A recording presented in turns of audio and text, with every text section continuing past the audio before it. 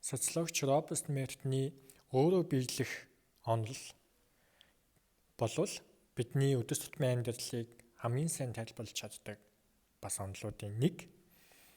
Тэгэхээр 1948-9 онд нийгмийн онол ба нийгмийн бүтэц гэсэн номоо гаргаад тэгээ үүндээ бол Роберт Мертны өөрөө биелэх зөгнөл гэсэн нэртэй юм онол гаргасан. Тэгээ энэ өөрөө биелэх зөгнөл бол хүмүүс эхлээд хүлээлт тавьчихдаг. Тэр хүлээлт бол бодит байдалтай нийцгүй, шал худлаа, буруу итгэл үнэмшил, таамаглал гэх мэт ийм бодит байдлаас илт хол, худлаа, хүндээ таарахгүй, нийцгүй ийм хүлээлт, ийм бодол тархаад тэгээ энэ нь хүмүүсийн зан хандал, үйл хөдлөлийг тодорхойлоод тэгээ эцсийн эцэст бодит байдал дээр үнэхээр тийм биш байсан ч гэсэн нөгөө анхны тэр хүлээлт, анхны бодол таамаглал, анхны тэр итгэл үнэмшил үнэхээр бодит болдог тухай онол юм байна. Үүнийг Местон бол өөрийн номдоо банкны дампуурдлын жишээгээр авсан. Жишээлбэл банк бол ямар ч асуудалгүй байсан. Гэхдээ нийгэмд ямар цуу яриад тархсан гэхээр хүмүүс тэр банкыг дампуурах чинь, одоо будаа болгох чинь, хустган шиг мөнгөө татаж авъя болохгүй. Тэгэхгүй бол одоо балрын шүү, хохирын шүү гэсэн юм яриа хүлээлт бий болчихсон. Итгэл үнэмшил бий болчихж байгаа юм. За тэгээд хүмүүс өтөр даруй тэр банкнаас мөнгөө татаж авах, хадгаламжуудаа хаах, өөр банк руу шилжүүлэх, бэлэн мөнгөөр авч хадгалах гэх мэт ийм үйл хөдлөлийн эцэст үнэхээр тэр анхны хүлээлт биелж, эцсийн эцэст нөгөө банк чинь дампуурж яг хүлээлтийн дагуу болж. Тэгэхээр энэ бол өөрөө биелэх зөгнөлийн үндсэн зарчим гэсэн үг. Хамгийн ихэнд бол тийм хуурамч байна уу? Бодит байдалтай нийцэхгүй байна уу? Хамаагүй юу ч гэсэн итгэл, хүлээлт, тийм үнэмшил бий болно. Хоёрт тэр нь хүмүүсийн зан хандал, үйл хөдлөлт нөлөөлнө. Тэгээ гуравт бодит байдал дээр үнэхээр тийм биш байсан ч гэсэн эцсийн эцэст энэ бодиттой болдог. За энийг бол өдөр тутмын маш энгийн жишээнүүдээс тайлбарлая. Жишээлбэл сургууль яаж онц сурталхтан, муу сурталхтан бий болдог вэ гэдгийг энэ онолоос тайлбарлах боломжтой. Жишээлбэл багш анханасаа хүүхдийг эрдмийг сайн сурдаг, толгойтой ухаантай хүүхэд гэд үнэлцдэг. Сүхээг бол энэ нэг танхаа юм, тэнмэл юм ойлгодгүй ч гэдэг юм уу. Ингээд үнэлцдэг. Ийм хүлээлт, ийм итгэл үнэмшил бий болоод тэг хичээлийн явцад тийм үү яг түүний дагуу ханддаг. Жишээлбэл эрдмээтэй илүү eye contact үүсгэх, хичээл дээр илүү харьцах, илүү хичээлийг маань энэ агуулгыг ойлгоно гэж харьцах. Гэтэл сүхээтэй бол тэгж харьцдаггүй. Маш гоё эссе гэрийн даалгавар бичээд өгсөн байсан ч гэсэн тэрийг уншихад нэг л их хаалтаатай санагдаж, нэг л их засах ёстой гэсэн тийм хандлагаар сүхэд хандах жишээтэй. Ингээд эцсийн эцэст үнэхээр л эрдмээ онц судлахтан болж сүхээ муу судлахтан болдог. Яг гэвэл эрдмээ түүнээс урамшиж илүү хичээлдээ идэвхжүүлэн сайн сурах хандлагатай болж сүхээ бол эсвэргээрээ үнэхээр л би ойлгодгүй юм байна. Би эсвэл энэ хичээлдээ муу юм байна ч гэдэг юм уу, өөртөө юм хүрээ хашаа татаж эхэлдэг. Ингээд жишээлбэл эрдмээ математиктай эсвэл монголтай сайн болж сүхээ би монголтай эсвэл математиктай муу штэ гэсэн юм хашаа үсгээд энэ үгээрээ тогтоод үнэхээр л онцлогт муу судлахтны тэр анхны хүлээлт бодит болж эхэлдэг. Хувьцаа coin интерч гэсэн хоёр дахь жишээ. Тухайн хувьцаа эсвэл тухайн coin үнэхээр унаагүй, ямар ч асуудалгүй явах байсан. Гэхдээ нийгэм даяар тийм үү хүмүүсийн дунд энэ коин унах чинь энэ хувьцааны үн одоо унах чинь шал арччих чинь гэсэн юм цуу яриад хадгалт хүлээлт бий болчлоо. Тэгээ хүмүүс тэндээс мөнгөө татаж авах, шилжүүлэх эсвэл түүнд одоо итгэх хандлага нь буурсны улмаас тэр коин эсвэл тэр хувьцааны ханш үнэхээр буурч унаж баг сүулдэ бүр дан буурч болно. Өөрөөр хэлбэл анхны тэр хүлээлт бодит байдалтай тийм биш байсан ч гэсэн бодит болж биелж байгаа юм. 3 дахь өөр нэг жишээ гэвэл ажлын байран дээр энэ маш их тохиолдсон. Жишээлбэл шинээр би ажилд орлоо гэж бодъё. Гэтэл манай менежер намайг чадваргүй дөнгөж их сургуулаа төгссөн олигтой мэдлэг ур чадвар ажлын туршлага байхгүй учраас маш муу гэж ингэж анханасаа тийм хүлээлт тавьсан. Одоо ухамсаргүйдээ тэгээ бодсон байж идэг. Тэгэл надад ямар нэгэн таск даалгавар өгнө. Тэгээ манай менежер тэрийг намайг угаасаа хийж чадахгүй, угаасаа нэг сул судалгаа юм, угаасаа нэг сул сургалт орно энэ чадахгүй дээ, ийм дээ гэсэн хандлагаар хандна. Түүний эцэст би үнэхээр л би ажилдаа муу юм байна, би энэ салбарт үнэхээр тохирохгүй юм байна. Одоо юу гэдэг юм? Би угаасаа л бусад ажилчид надаас илүү штэ. Тэд нар л үүнийг мэдэндээ хийж чадна даа гэд өөрийгөө хойш тавьж ингээ улмал их суулгадаг. Тэгээ энэ бүхний эцэст үнэхээр л би нэг л тийм бүтээмжгүй чадваргүй мэдлэггүй ч гэдэг юм ажлын байран дээр нийцэж чадахгүй юм муу ажилтан болж хуурдаг. Тэгэхээр анхны тэр хүлээл дахин биелдэг гэсэн үг. За өөр нэг сонирхолтой зүйл бол 4-т хосуудын жишээг авч үзье. Хосууд болвол харддаг нэг нэгнээ. Жишээлбэл хоёр хос нэг нэгэндээ итгэлцхийн оронд нэгнээ хардаж чи намайг хуурах чинь чи намайг хуурсан уу, чи намайг хуураад үзээрэй гэдэг юм үргэлж ингэж айлгаж хардаж ирээдүйдээ санаа зовж амьддаг гэж бодвол үнэхээр бодолтой байдал дээр нэгнээ хуурдаггүй гэтэл энэ бүх сөрөг хандлагын эцэст, сөрөг харилцааны эцэст бие биенийх нь нэг нэгнээ хүндэтгэл буурч эсвэл нэг нэгэндээ худлаа ярих шаардлага бий болж эсвэл үннээ хэлэхээс айх гэх мэтээр энэ бүх сөрөг хандлага нь явсаар эцэстээ нэгнээ хуурахад хүрэх. Өөрөөр хэлбэл бодит байдалтай нэг нэгнээ хуурдаггүй байсан тийм сэтэл байгаагүй ч гэсэн нэгнээ хардсаар байгаад эцэстээ энэ хардталт үнэн болно. Өөрөөр хэлбэл ууг нь бол хууралтыг гаргуулахгүй тулд хардаад байгаа шүү дээ. Гэтэл яг үнэндээ бодит байдал дээр энэ онлын дагуу бол хардалт байх тусам хууралт бий болно. Тийм. Эсвэргээрээ гэсэн үг.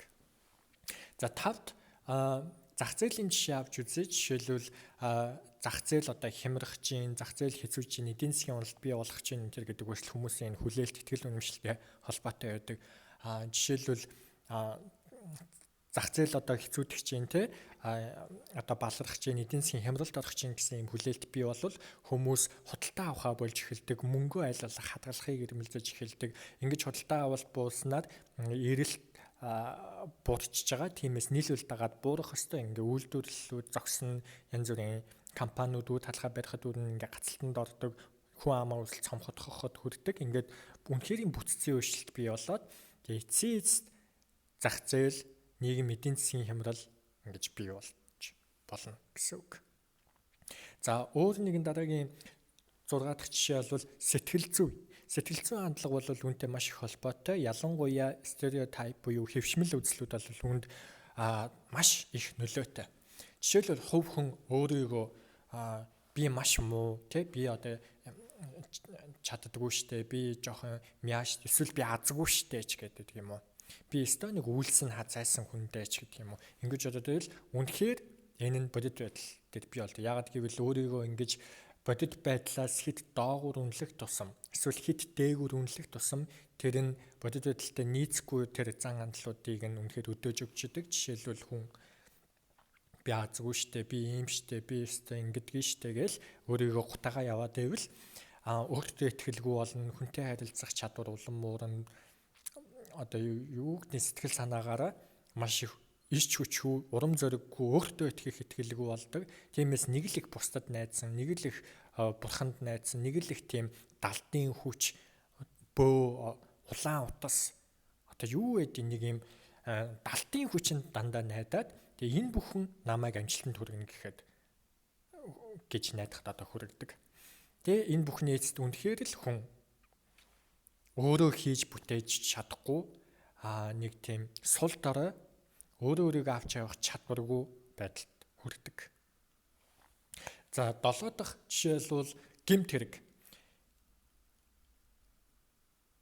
Одоо юу гэдэг хотын зах эсвэл Америк гэвэл том хотуудтай. Тэгээ за энэ одоо хот жишээлбэл одоо Флорида мужи эсвэл одоо Калифорниа хот ч гэдэг юм уу маш их гэмт хэрэгтэй гэж үздэг. Эсвэл Монголд хотын захуудыг ингэж үздэг. Гэр ороодлоор амар их гэмт хэрэгтэй. Амар штэ гэр ороодлол бол тийм үү хүчин хулгай янз бүрийн ичээх зовоох камергүй гэрэлгүй маш их асуудал байдаг аимшигтай гэсэн юм ойлголт нийгэмд тархацсан байж идэг. Тэгээ хотын захт гэр ороолт тэр бүс нутгийн тодорхой нэг хэсэгт тийм айдас бий болчихсон. Түүнээс болгоомжилдаг зайлс хийдэг бол хүмүүс тэнд худалдаа авалт хийхгүй, амьдрахгүй, аль болох тэр газараас зугатааж идэг. Тэгээ эцэст нь үнэхээр л одоо жишээлбэл Монголын Улаанбаатар хотын захуудад хүмүүс аль болох зайлс хийж, тийм үү? Эсвэргээр зайлсан хотын төв A бүс, S бүс энэ төр гэсэн газрууд руу илүү их тэмүүлэлттэй болж байгаа. Тэгээ энэ бүхний эцэст нөгөө нэг хайлаас зүүн салаа, ханы материал, баян өшөө одоо юу гэдэг энэ бүх одоо хотын захуудад үнэхээр хөрөнгө оруулалт багасч, эдийн засгийн эрэлт багасч одоо дэлгүүр нь хүртэл нэг том олигтой супермаркет ч байхгүй, нэг гайгүй худалдааны төв ч байхгүй, нэг хүүхдийн цагаа өнгөрөөх үйлчлэгээний төв ч байхгүй болчдөг. Ингээд энд орлогогүйд л бий болно, ажилгүй хүмүүс илүү их тэнд очиж амьдрахаас аргагүй болно. Ялангуяа газар гэрээ авч чадаагүй. Тэгээд нэг зүгээр нэг шууд гэр бариад буучж байгаа ч юм уу. Ингээ энэ бүхний эцэст үнэхээр л гэмт хэрэг бодиттой болж эхэлдэг. Хотын загт тэр орлогогүй хүмүүс бий болсон учраас тэр нийгэмд амьдрахын тулд гэмт хэрэг хийдгээ, хулгай хийдгээ гэсэн үг. Ингэж үнэхээр тэр анхны төсөөлөл, хүлээлт, итгэл үнэмшил бол бодит байдал дээр үнэн болдог, хэрэгждэг. За дараагийн нэг жишээ бол 8-д эцэг гэх ба хүүхдийн амжилт. Ээж аав нар хүүхдээ миний хүү ухаантай амжилтанд хүрэн онцгой эсвэл юу гэдэг сайнаар тэгж үнэлдэг болвол тэр хүүхэдтэй хандах хандлага нь үргэлж дэмжин, зураг хүсэлтэй бол тэрийн дэмжин, дуулах хүсэлтэй бол тэрийн дэмжин, бизнесийн сэтгэлгээтэй гэж үзвэл тэрийн дэмжин. Тэгээд энэ бүхний эцэст үнэхээр л хүүхэд амжилтанд хүрч яагаад гэвэл тэр их дэмжлэгийг авсан учраас тэр их потенциалаа ашиглах боломж нь бүрдсэн учраас энэ анхны тэр хүлээлт бодит байдал дээр биелээ олдог. Гэтэл эсвэргээрээ хүүхэдтэй ингэж ханддаг эцэг эхчүүд энэ муу яаж хүн болно доо энэ өстой тэнэг штэ энэ бит хоёр бүтэхгүй ч гэдэг юм уу. Ингээ хүүхдээ дандаа л буруу шааж идэг, үнэлдэггүй, доошоо хийж идэг, тийм үү? Ингэж хүсэл зориг нь мохоож идэг эцэг эхчүүд ийм хандлагатай, ийм бодол төсөөлөлтэй, итгэл үнэмшилтэй болвол энэ нь үнэхээр л үйл хөдлөлтөнд нөлөөлж өөрөөр хэлбэл энэ бит хоёрын зураг зурна гэж юу гэдэг. Энэ бит хоёрын дуу дуулна, энэ бит хоёрын спорт хийн, бүх барилтанд сакс тоглоно гэж юу гэдэг ингээд дэмжидэггүй. Ямарч боломж олгодоггүй. Тийм учраас үнэхээр л тэр хүүхэд тэр спортоор, тэр зургаараа, тэр дуугаараа, тэр бизнесийн сэтгэлгээ эсвэл юу гэдэг хүссэн юмараа амжилтанд хүрэх боломжгүй болдог. Ингээд үнэхээр анхны тэр хүлээлт, бодол, итгэл үнэмшил бодит байдал болж хэрэгжиж хүрдэг. Ингээд хүүхэд амжилттай байх, эсвэл амжилтгүй байх гэдэг бол эцэг эхийн тэр анхны хандлагаас, хүлээлтээс, бодол төсөөллөөс таамаглалаас болдог гэсэн үг. Тэрнээс үнэхээр тэр хүүхэд чадваргүй дээ. Эсвэл тэр хүүхэд үнэхээр мундаг байсандаа тийм болсон, тийм болдог гэсэн үг ерөөсөө биш. Харин тэр анхны хүлээлт үйл хөдлөлийг тодорхойлж үйл хөдлөлт нь үнэхээр л тэр анхны хүлээлтийг бодит болгоход хүрдэг. Энэ бол өөрөө биелэх зөгнөл гэсэн Роберт Мессны онол. За 9-т валютын ханшийн жишээг авч үзье. Энэ бол маш энгийн ерөөсөө Монгол төгрөг унана. Монголын валютын ханш буюу одоо энэ төгрөгийн ханш үргэлж унана. Энэстэй бүтэхгүй гэсэн ойлголт нийгэм даяар байдаг. Тийм учраас энэ үнэхээр л бас ундаг. Яагаад гэвэл ийм ойлголт байдаг учраас хүмүүс аль болох төгрөгийн хадгаламжаас зайлсхийх, төгрөгөөр мөнгөө хадгалахаа зайлсхийх, ялангуяа их мөнгөтэй, их хэмжээний мөнгөө одоо хадгалах шаардлагатай хүмүүс бол төгрөгийн ханш үргэлж унана гэсэн хүлээлттэй учраас төгрөгөөр байлгадаггүй. Орондоо нь ам доллар болгодог, эсвэл хятадын юан болгодог, эсвэл евро болгож хадгалдаг гэсэн үг. Тэгээ яагаад гэвэл эдгээр илүү тогтвортой ханш. Монгол бол төгрөг бол үргэлж унжээ гэсэн юм хүлээлттэй учраас ингэж гадаадын валютыг илүү их авах ирмэлцэлтэй бий болдог. Ингээ гадаадын валют улам их эрэлтэнд орж, улам их үнцэн өсч байдаг. Эсвэргээрээ Монгол төгрөгийн ханш улам их унж, үнэхээр тэр анхны бодит байдал буюу төгрөг унана гэсэн хүлээлт бодол бол бодит байдал дээр биелээ олдог гэсэн үг. Энэ бол бас л өөрөө биелэх зөгнөл буюу үнэхээр тэр анхны байдал биелээ олж байгаагийн нэг том жишээ. За сүүлийн жишээ болвол за хэвшмэл үзэлтээр илүү төлхөө авч үзье. Монголчууд ямар хэвшмэл үзэлтэй вэ гэвэл монгол хүн ерөөхдөө даруу байх хэвээр. Тийм бүрэг ичим хийж гэдэг юм уу? Монгол хүн ер нь л даруу штэ. Тийм Америк шиг ч гэдэг юм уу? Барууныхан шиг тийм нээлттэй илэн далангуу тийм үү харилцааны өндөр чадвартай биш. Монгол хүн ерөнхийдөө дууга хүн мэдлэхээс биш өөрөө нэг төрүүлж мэдлдэггүй. Гадаадынхаа үргэлжил thank you, sorry те excuse me, pardon одоо юу вэ? Уучлаарай, миний буруу, өчшөөгөөрэй, баярлалаа гэж өдөр тутамдаа өдөрт бараг хэд хичээлээд байгаа юм. Гэтэл монголчууд ер нь уучлаарай, баярлалаа гэдэг үгийг эсэргээрээ одоо үн цэнтэй байх гэж оролддог ч юм уу, эсвэл хилээд ивэл үн цэний алданч гэж үздэг юм уу? Хилдэггүй зайлсхийдэг. Энийг маш шаардлагатай, чухал, бүр нухацтай тийм үед л хэлэх ёстой гэсэн ойлголттой байдаг. Жишээлбэл монгол хүний тэр хэвшмэл үзэл юу вэ гэхээр бүрэг ичимхий даруу байх ёстой. Монгол хүн бол ер нь маш даруу байх ёстой гэж үздэг. Тэгээ энэ нь өөрөө үнэхэрийн бодит байдал олж хүмүүсийн үйл хөдлөлийг бол өөрчилж эхэлдэг. Яаж үйл хөдлөлийн тэр зан хандлыг өөрчилдөг гэхээр төрүүлж мэдлэх юм бол эсвэл баярлалаа, уучлаарай гэж хэлчих юм бол энэ даруу байхтай нийцгүй. Даруу байхын эсрэг юм байгаа юм. Тиймээс илүү даруу, тийм үү, илүү төлөв, илүү бүрэг ичимхий байхын тулд хүнтэй мэдлэх биш. Харин уучлаарай, баярлалаа гэж хэлэх биш. Тийм үү?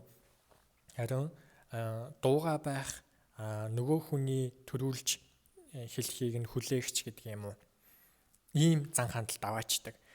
Тэгэхэд анхны тэр хэвшмэл үзэл бол бодит байдал дээр үнэхээр тийм биш байсан ч гэсэн эцсийн эцэст тийм болоход хүрэгдэг гэсэн үг. Тийм учраас монгол хүмүүс ерөөхдөө сайн уу гэж гадаадд байхдаа нэгнтэйгээ мэдлдэггүй, юун гадаад хүмүүстэй явдгаа монгол хүмүүстэйгээ нэг танихгүй бол мэдлдэггүй. Баярлалаа, уучлаарай гэдэг үгийг бас хэлэх нь тэр монгол хүний зан чанартай бол ерөнхийдөө нийцэхгүй гэсэн тэр хэвшмэл үзэлтэй уялдаатай байдаг учраас өөрийнхөө зан хандал, үйл хөдлөлт нийцүүлж тэгээ үнэхэрийн тэр анхны хүлээлт болох монгол хүн бол нэг жоохон даруухан бүрэг чимхий илэн задгай биш тийм үү? Хаалттай харилцаанд байх тустай хүн гэдэг утгаараа энэ нь бодит болж биелээ олдгоо гэсэн үг. Тэгэхээр Роберт Мессны өөрөө биелэх зөгнөл гэсэн энэ онол бол маш хүчтэй. Ер нь бид онолыг хүчтэй сайн онол бүх зөвлөлд ашиглагдаж болдог гэдгийг бол ойлгох хэрэгтэй. Сайн онолууд зөвхөн тухайн нэг жижигхэн салбартай тухайн нэг жишээн дээр л ашиглагддаг юм биш ээ. Энийг хэрвээ онолыг ойлгож чадвал, онолыг өөрөмшүүлж, заад мөн чанарыг олж харж чадвал юун дээр ч ашиглаж болно. 200 жилийн өмнө гаргасан Марксийн онолыг бол өнөөдөр ч ашиглаж болно. 2500 жилийн өмнө гаргасан Аристотелийн онолыг өнөөдөр ч хаанч ашиглаж болно. Тиймээс хүчтэй сайн онолууд үргэлж классика барьж цаг үе үлдсэн ч нийгэм өөрчлөгдсөн ч хүчинтэй байдаг. Бүх салбарт гэр бүл, хардалт, найз нөхөд, сургууль, амжилт, эрүүл мэнд, мөнгө төгрөг, эдийн засаг бүх салбарт ашиглагдаж болно. Гайхалтай.